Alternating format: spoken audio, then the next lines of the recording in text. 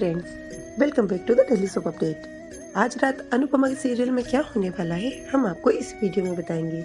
So guys, video को पूरा देखिएगा एंड चैनल को सब्सक्राइब करना ना भूलिएगा। और अगर आपको वीडियो पसंद आता है तो वीडियो को लाइक भी कीजिएगा।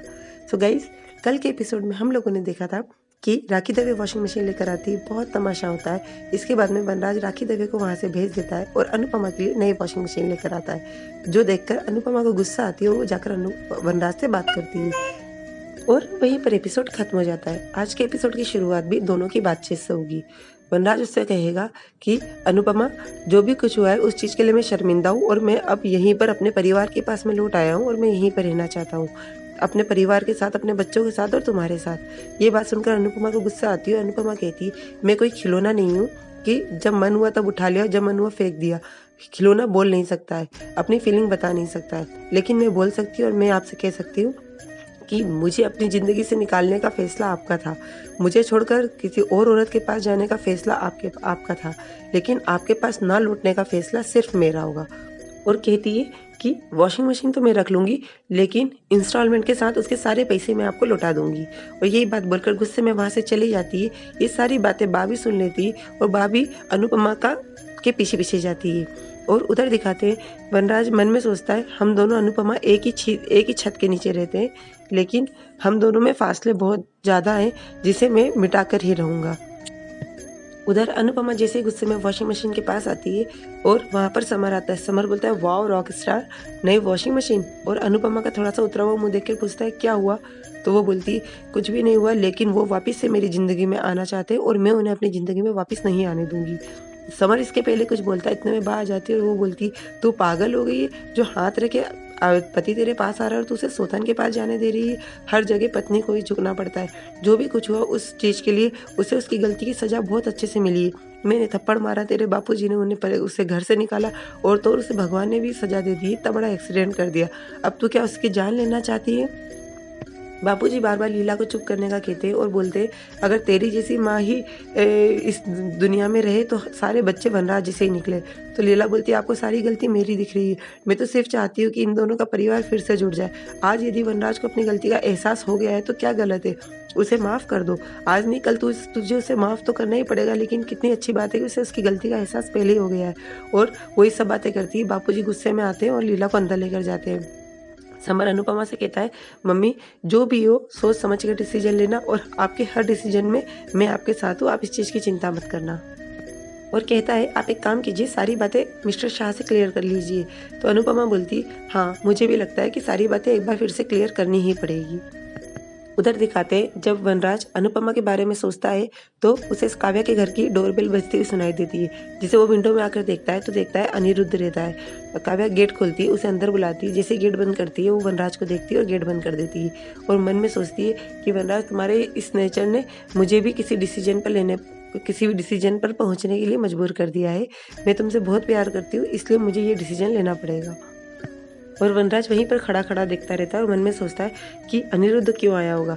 अनिरुद्ध को तो पता भी नहीं कि काव्या यहाँ पर आ चुकी है, जरूर काव्या ने ही फ़ोन कर कर बताया होगा, लेकिन इतनी देर से ये दोनों अंदर क्या बातें कर रहे हैं। इतने में अनिरुद्ध बाहर निकलता है। वनराज देखता है अनिरुद्ध जैसे ही जाता है उसके हाथ में कुछ पेपर्स होते हैं।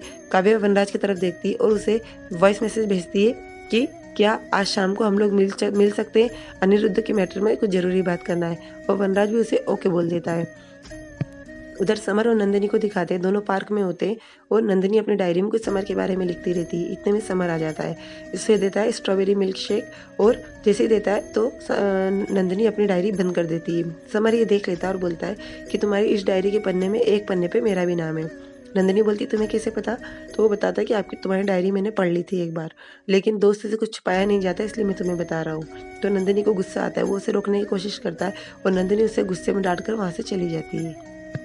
फिर घर पर दिखाते हैं, पाखी वनराज से बोलती है कि पापा हमारे स्कूल की तरफ से ट्रिप लेकर जा रहे हैं नैनीताल, मुझे भी जाना है। तो अनुपमा बोलती है, पाखी इस मैटर में हमारी बात हो चुकी थी ना? तो बात कहाँ हुई थी मम्मी, आपने तो साफ साफ मना कर दिया था। तो अनुपमा बोलती तो ठीक है, मना कर दिया था तो इसका मतलब है कि तू नहीं जाएगी। तो वनराज बोलता है मैं जानता हूँ अनुपमा तुम क्यों मना कर रही हो, क्योंकि पाखी को आदत नहीं है कुछ भी काम अकेले करने की, वहाँ पर इसे सब कुछ करना पड़ेगा। पर तुम टेंशन मत लो, हम लोगों ने अपनी ज़िंदगी में बहुत से ऐसे पल खोए हैं जिसे हम लोग आज भी मिस करते हैं, लेकिन मैं चाहता हूँ हमारे बच्चों के साथ में ऐसा कुछ भी नहीं हो। इसलिए मैं तुम्हारे ऊपर अपना डिसीजन थोपूंगा नहीं, लेकिन मैं चाहता हूँ कि तुम पाखी को नैनीताल जाने दो, और तो और मैं चाहता हूँ कि हम सभी लोग नैनीताल चलते हैं। पाखी बोलती वाह पापा आप यहीं पर रहेंगे?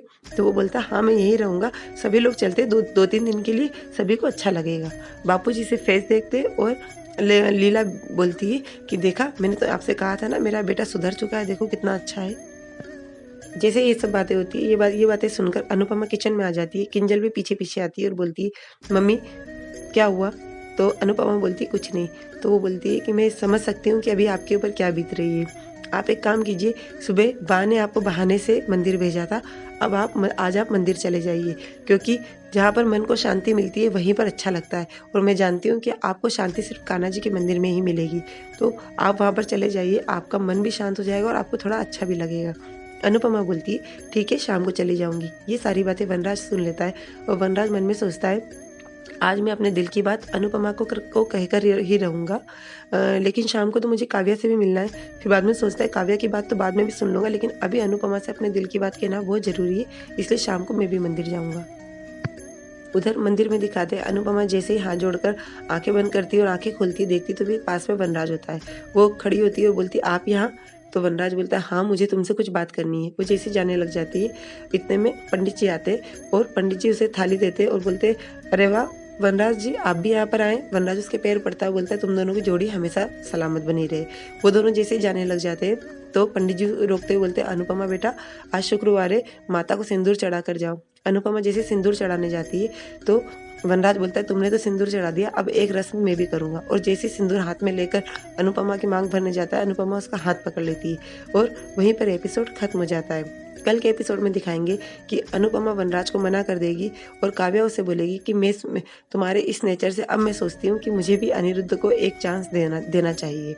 और ये सारी बातें जब वनराज सोचेगा रात में तो दोनों तरफ के घर देखेगा और सीधा काव्या के घर पर जाके गेट बजाएगा। काव्या गेट खोलेगी, वो उसके घर पर जाएगा और सामने देखेगा किचन में अनुपमा भी उसे देखती रहेगी। सो गाइज ये सब हमें अगले एपिसोड में दिखाएंगे।